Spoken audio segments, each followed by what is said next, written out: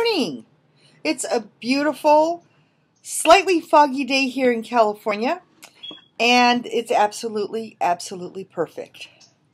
My name is Dorothy Carlson. I have a master's in Oriental Medicine. If you've been following my videos, you know that we are discussing grief.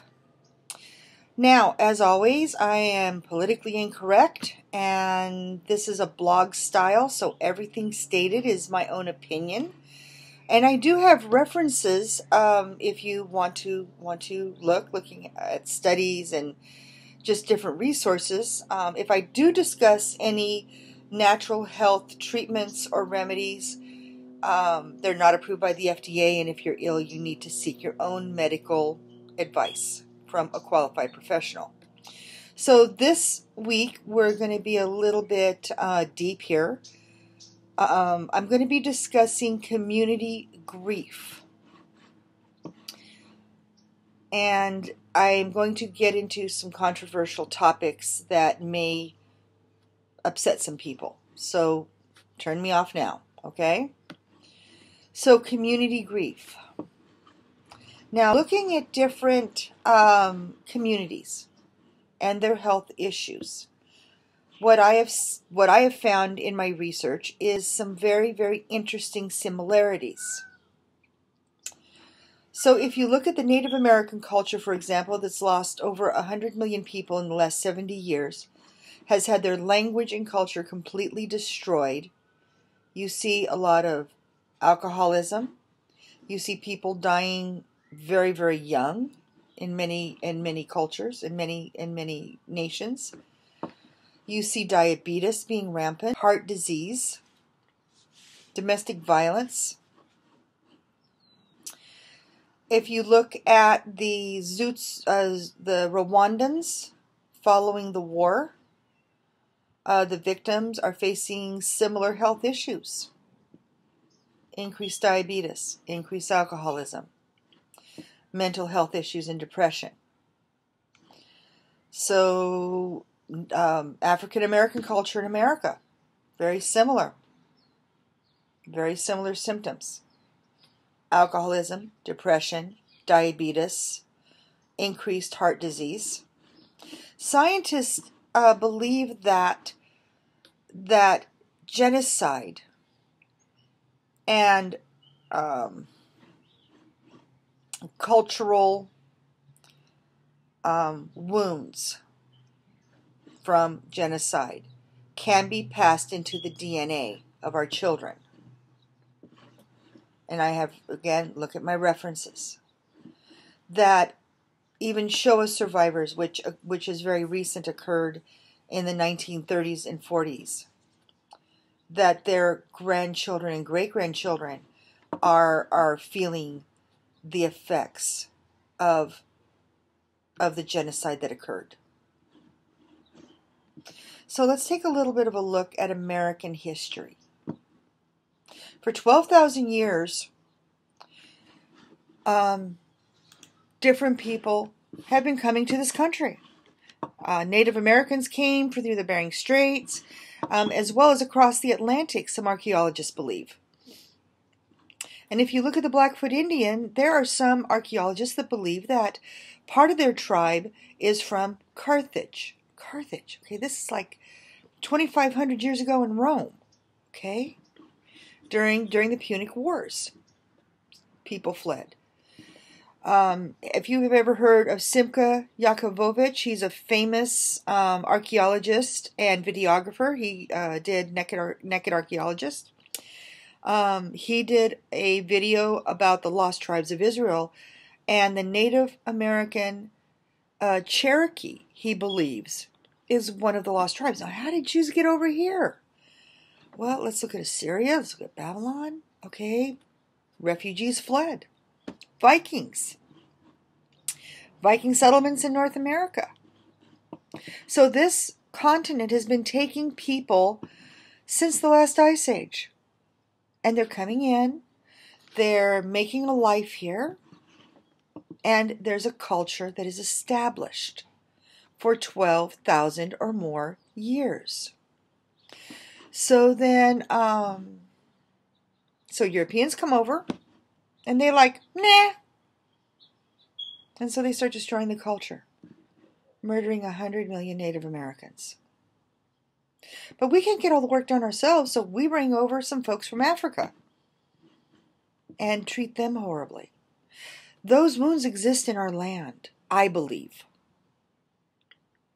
I believe that the earth is a being, a sentient, conscious being, and has felt this grief of what has been done to her children. That's my personal belief, and it's, again, backed by other cultures' beliefs. So, anyways, in the Bible, okay, and I know I don't get religious here, at least not very often, so I hope you forgive me here. In Deuteronomy chapter 30, it talks about heaven and earth are our witnesses, and to choose life. So we've had the African Americans, and then the Native Americans, and today we have children, unborn children being aborted. Now, I know that you've probably been told that a fetus is only a blob of tissue. No consciousness, it's just a blob of tissue. It isn't far enough in development to be a baby yet. However, research has recorded, scientists have recorded an EEG at 18 days. Again, look at the references. And a heartbeat at 21 days. Now, you guys all know that I'm into numerology, and I kind of like to look at numbers. So Nikola Tesla was totally obsessed with the number 3. He would go and wash his hands 18 times. He would go and take 18 napkins to dry a dish. Why 18? He said if you knew the number 3, you could unlock the universe. Why? What is so significant about 3 and 18?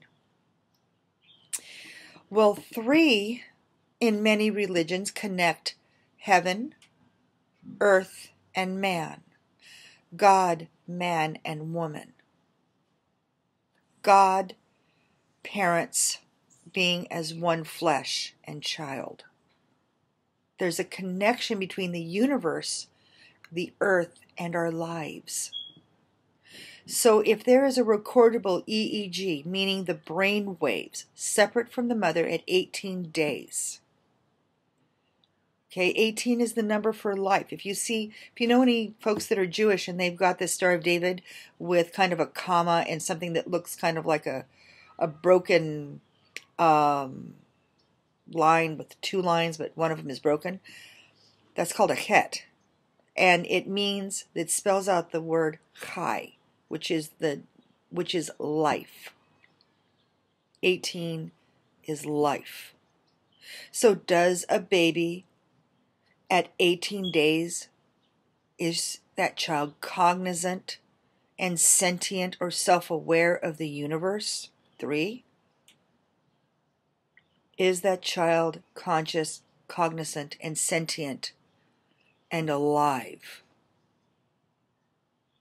Alive.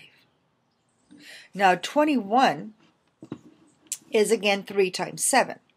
Now 7 days, okay, 6 days God created the heaven and the earth and everything here, but on the 7th day God rested. That's in Genesis, 1st chapter. So 7, 3, the universe, parents, baby, and 7, completeness. That heartbeat, earliest recordable heartbeat, has been at 21 days. Is that child complete, cognizant, sentient, self-aware, and aware of the universe? At 21 days. This is still before most tests, before you can do an ultrasound. And yet between 50 and 70 million children have been aborted. Think about that. So think about the three again. Heaven, parents, child. Heaven sends down through parents this child, and they're killed. Heaven sends billions of people to this continent. This has been a crossroads. And yet one group of people, or general group of people, come over and start killing everybody off. If the earth is a sentient being, a conscious sentient being, caring for us as children, how is she feeling? Grief? Mourning? Anger? And is this being reflected on the people in this continent? So I'm going to go back to the Bible again. And normally I don't do Bible issues, okay? I normally don't do this. So please forgive me. So now in the book of Jonah, okay, if you go to your Old Testament, look at the book of Jonah. The book of Jonah is about this guy and about this really nasty nation called Assyria. So you know where we get Christmas trees from? Syrians, or not the Syrians, but the Assyrians, used to go into a village, kill everybody off, and hang their heads on the tree and put lights in them. These guys were cannibals. They did horrific stuff that would make Nazi Germany proud. Okay? Today we have a group of people in China called the Falun Gong that are having their organs harvested while they're alive and sold on the black market in China. Okay, are you grossed out yet? This is going on today. And how many products do we have in the U.S. from China? How many protests do you hear of the murder of the Falun Gong? Well, this is a lot like what Assyria would do. Okay?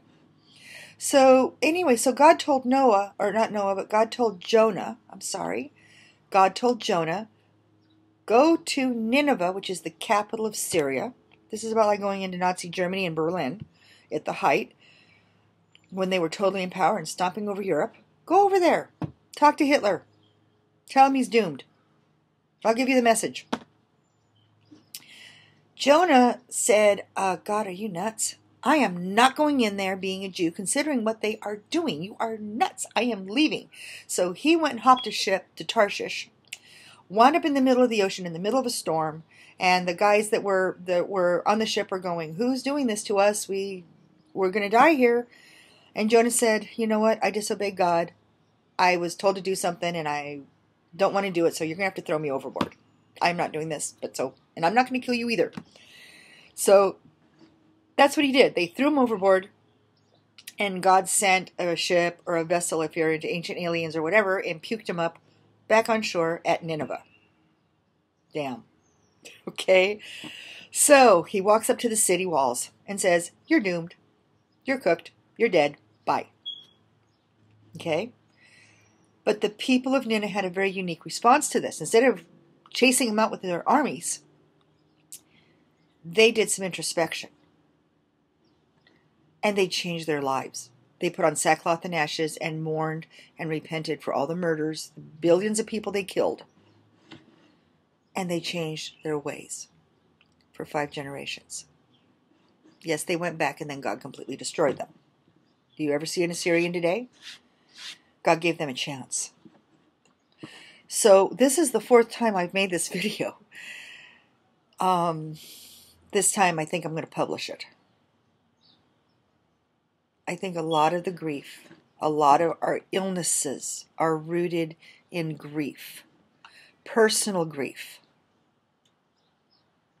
Maybe generational grief. And lastly, we've got to stop killing.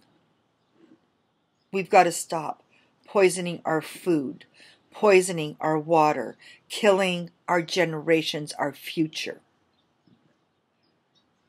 Killing and just basically being mean to people that come over here from other countries. I'm not for illegal immigration, but I am for kindness to people that come here. We have to have some boundaries, all right? So I think that for me, when I first realized this concept in 1991, I did some introspection. I repented for my ancestors. I literally went before God and I visualized all of my ancestors. And yeah, I have some folks that killed the Native Americans in my family tree. I sure do. And I blessed and asked forgiveness for those souls that my family has taken. And I blessed my family, and I'm grateful for all that they have given me, all of the generations. But I also told them I'm ashamed that they were committing genocide, even if it was politically correct. And I asked for forgiveness. And I made a choice that I would be a healer in my land. And that's what I pursue today. So, if I've offended you with this video, well, you know, it is what it is. If I've spoken to you, then please, let's discuss it. Let's go to Phoenix Natural Health at Facebook, and let's discuss this.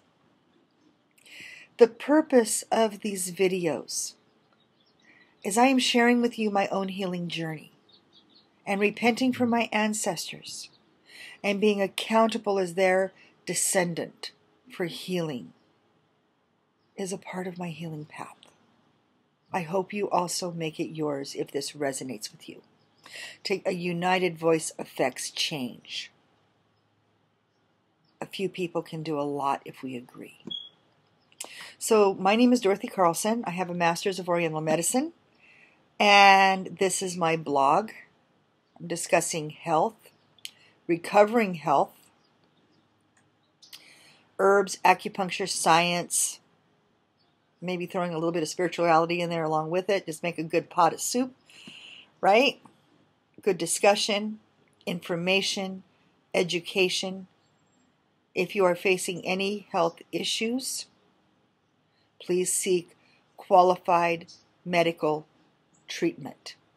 Any herbs, treatments are only for the purpose of education, discussion, and information. Thank you so much for viewing my video, and please have a wonderful day. See you guys again, hopefully on Friday. Bye-bye.